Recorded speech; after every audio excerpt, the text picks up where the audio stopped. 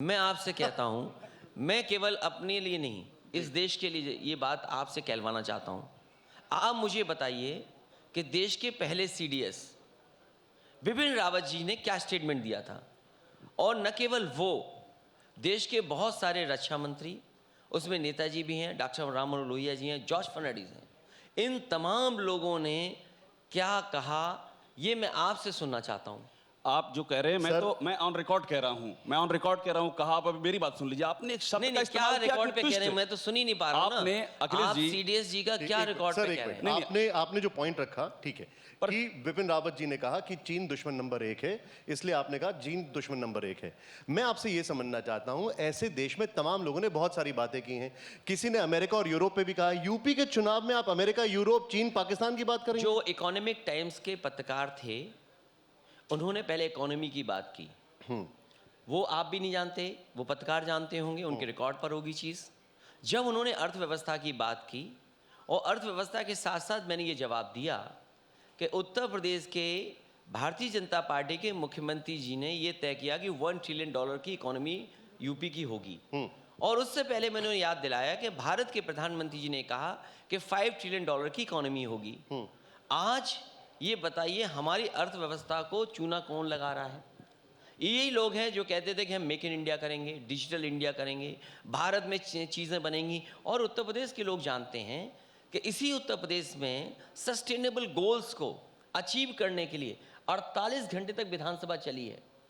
अधिकारी सोना चाहते थे, कर्मचारी सोना चाहते थे, लेकिन रात भर जगे और सस्टेनेबल गोल्स पर बहस हुई।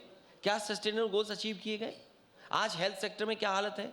भुखमरी में हम कहाँ हैं? गरीबी में हम कहाँ हैं? अभी कुछ दिन पहले आया भ्रष्टाचार में हम कहाँ खड़े हैं दुनिया में? तो जब इन सवालों पर बात हुई, तो हमारे देश की अर्थव्यवस्था को कोई खा रहा है, तो वो चीन खा रहा है। और मैंने वो याद दिलाया उन्हें कि जिस समय WTO के एग्रीमेंट्स हुए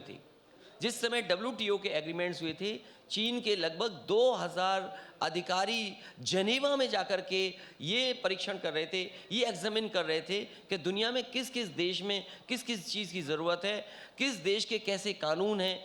चीन ने वो बातें समझी, ठीक है, और उसकी वजह से क्या हुआ कि आज चीन की वेल्थ अमेरिका से आगे क्या चली मैं गई। ये समझ सकता हूं? आप बात पूरी खत्म होने दी।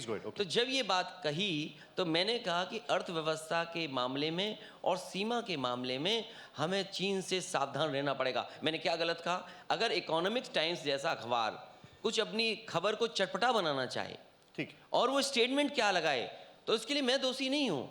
भारतीय जनता पार्टी को ये बताना चाहिए हमारी मैन्युफैक्चरिंग इकोनॉमी कहाँ पहुँच गई, और आज हम चीन से इंपोर्ट कितना कर रहे हैं, क्या हमारी सीमाएं असुरक्षित हैं कि नहीं। और मैं आपको बता दूं, समाजवादी पार्टी ने लिख करके दिया था, जब प्रधानमंत्री जी ने सुझाव मांगे मुझसे, तो हमारी पार्टी के आदरणीय रामगोपाल यादव जी गए और उसमें सबसे पहला सुझाव दिया था कि लिप्पू लेक से लेकर के ग्वालियर तक सड़क 6 लेन बननी चाहिए, क्योंकि इसके किनारे हमारी सभी डिफेंस की चीज़ें हैं। आपका ग्वालियर में डिफेंस एयरफोर्स का सेंटर है, आपका फतेहगढ़ में आर्मी का सेंटर है, बरेली में है, रानीखेत में है।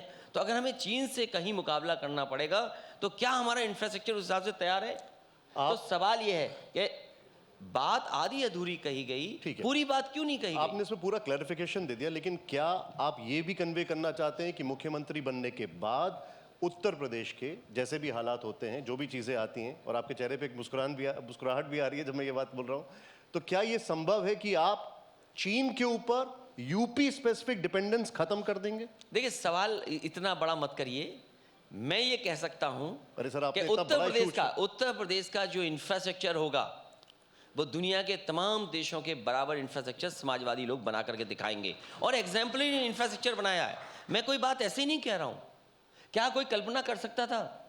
मैं आपसे कहता हूं, समाजवादियों का अगर विजन नहीं होता, तो क्या प्रधानमंत्री हरकुलिस से पूर्वांचल एक्सप्रेस वे उतर गए होते? मैं कहता हूं कि आप पूर्वांचल एक्सप्रेस पे क्यों उतरे? क्योंकि समाजवादियों का विजन था। आप देश के किसी और कोने में क्यों नहीं उतर पाए? आपने गुजरात में क्यों नहीं बनाया ऐसा एक्सप्रेस वे? क्या योगी जी की देन है? और योगी जी की देन नहीं थी, इसीलिए उन्हें पैदल पैदल चलना पड़ा था।